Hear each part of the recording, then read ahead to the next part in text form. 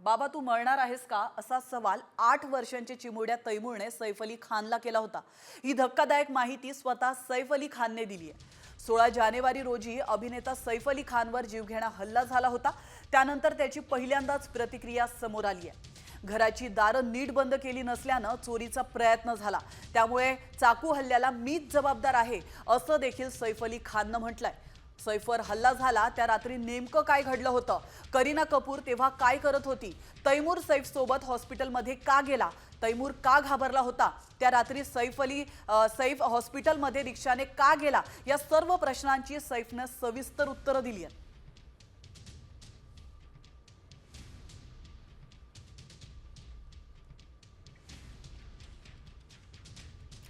तर त्या रात्री काय घडलं, कुटुंबाच्या सुरक्षेसाठी घरात घुसलेल्या चोराशी लढलो, त्यात गंभीर जखमी झालो। करीना, तैमूर, जय आणि त्यांची आया घरीच होती।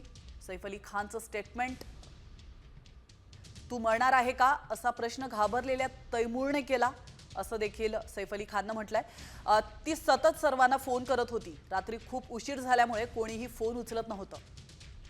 तैमूर म्हणाला, मी तुझ्यासोबत हॉस्पिटलमध्ये जाईन। मग मी रिक्षाने त्याच्यासोबत रुग्णालयात पोहोचलो,